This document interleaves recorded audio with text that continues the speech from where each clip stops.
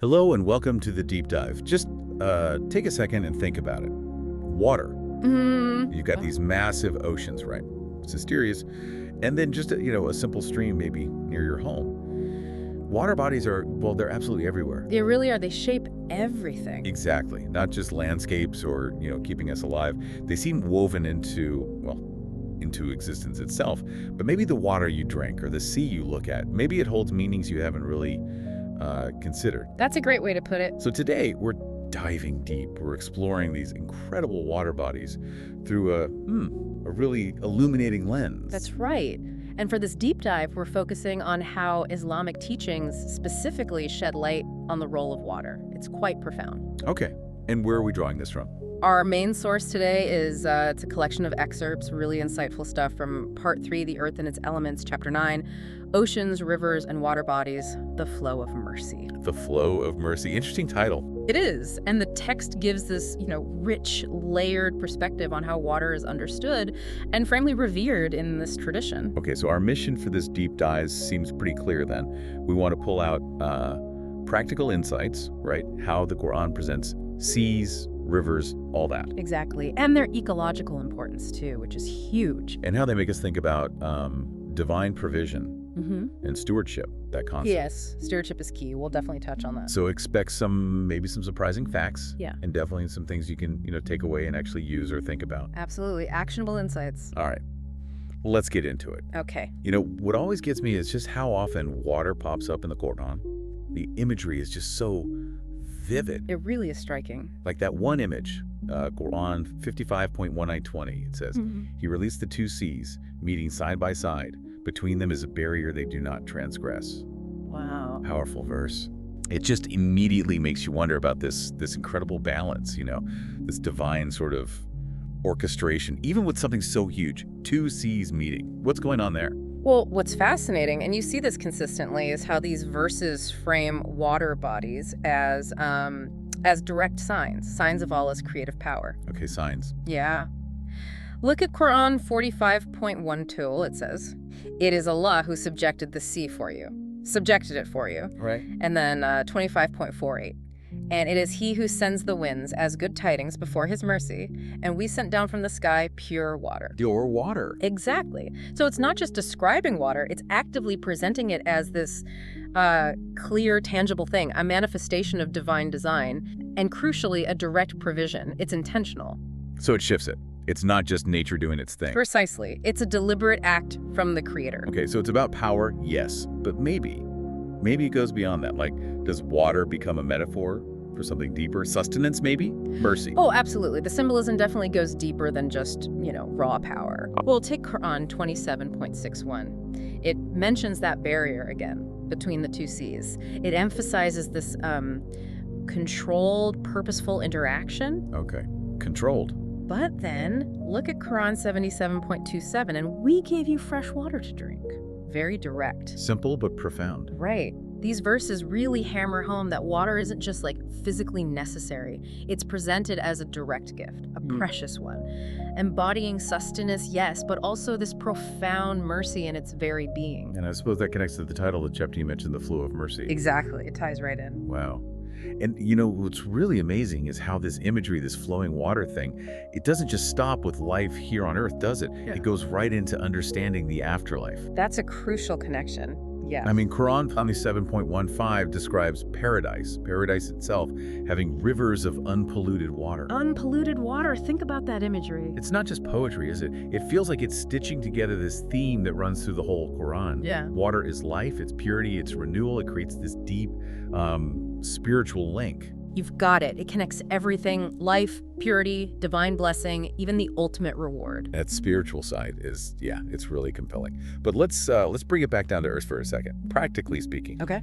Oceans, rivers, what are their tangible roles? Like day-to-day sustaining life. Beyond the metaphor, what does the source say about their, actual job? Oh, their practical roles are absolutely critical and multifaceted. Well, think climate regulation. Oceans are like giant thermostats, Right. moving heat around. Regulating temperature. Yeah, and biodiversity support. I mean, Countless species, whole ecosystems depend on them. Food source too, obviously. Really a primary source of food, and importantly, livelihoods for billions of people. Millions. And don't forget the natural cycles like water purification. They clean things up. It's foundational. Foundational seems like the right word. It is. And the Qur'an states it so powerfully in 21.3 Azir. And we made from water every living thing. Every living thing. Wow.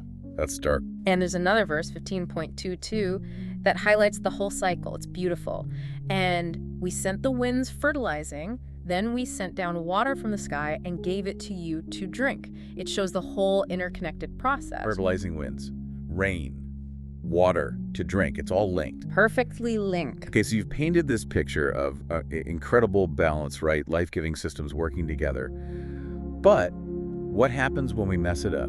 Ah, yes, the disruption. When human activity inevitably, impacts these vital systems, what's the perspective then? That's a really important question, and the Islamic perspective is quite direct here. How so? So disrupting marine ecosystems, think pollution, overfishing, climate change impacts. It's not just seen as like an environmental oopsie. Right, there's more than that. Much more. Yeah. It's viewed as a direct violation of the mizan. Mizan, what's that exactly? Mizan means balance, the balance ordained by Allah in creation. Messing with the oceans is messing with that divine balance. Okay, so it's a violation of balance. Yes, and it ties into another key concept, our amānah.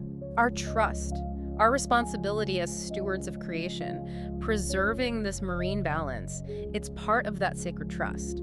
It elevates environmental protection from just, being green to a core spiritual duty. Wow, so it's not optional. It's integral to faith. Absolutely integral. It's part of living faithfully. That's a powerful way to frame it. Makes you think. It should. And thinking about stewardship, this responsibility, it leads us nicely to a really practical example. The Prophet Muhammad himself. Yes, his example is key. The sources mention, he traveled near rivers, prayed near water, seemed to really appreciate the sea. Mm-hmm. How did he actually live out these principles? Gratitude, conservation. What did that look like in his life? Well, he really was a profound model of stewardship in action, not just words. Can you use some examples? Sure. For instance, he explicitly praised the sea, called it a source of purification. There's a famous hadith.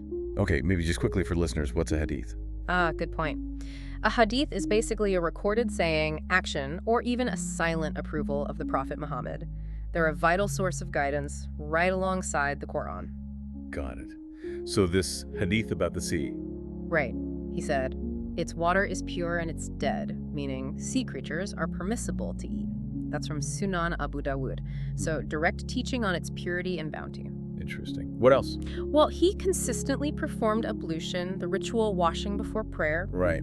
From wells, from streams, and always with this deep sense of gratitude, showing reverence even for small amounts of water. So not taking it for granted. Never. And his journeys, like trips to the Red Sea coast, they reflected this simple lifestyle close to nature, close to water sources. Mm. And maybe most critically for our discussion, he specifically instructed soldiers when on campaigns not to contaminate water sources. Really? Even back then? Even back then. It shows this incredibly strong early ethic of conservation, way before we started talking about modern environmentalism. That is striking. That practical consistency. Yeah. This idea you mentioned, sort of never exploited, always respected. How does that contrast with how we often interact with water today? It sounds less like rules, more like a whole philosophy. It absolutely is a philosophy, a worldview, not just a checklist. Explain that a bit more. Well, if you truly see water as a sign of divine mercy, as a gift, as something entrusted to you, the amānah we talked about, then exploitation just isn't really an option, is it? Logically, no. Right. You cherish it, you conserve it, you work to keep it pure for others, for the future.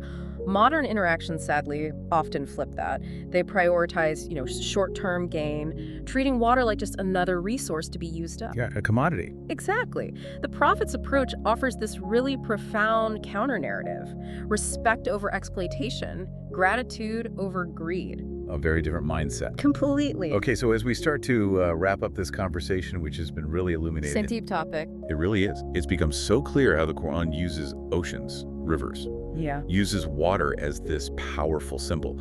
For divine mercy, yes, but also provision and that crucial idea of mizan, of balance. Mm-hmm. The signs are everywhere in creation. And then we see the Prophet Muhammad himself living that out. in harmony with water, showing gratitude, showing restraint. It's quite the model. Indeed. And I think the core message, if we boil it down, is that preserving this balance in our oceans and our rivers, it's not just, a nice environmental thing to do. More. It's a sacred responsibility, Yeah. deeply tied to our spiritual ethics. The flow of water, you could say, it mirrors the flow of mercy. It's constantly there, reminding us. Reminding us to do what? To reflect, to have reverence, and critically, to take responsible action, all of us. So the final thought for you, listening. How does understanding water this way as a sign of divine mercy, as a sacred trust, how might that change how you see your daily interactions with it? Yeah, even just turning on the tap. Right. And maybe what's one small action, just one thing you could start today to kind of honor that profound connection? Something to think about maybe next time you pour a glass of water.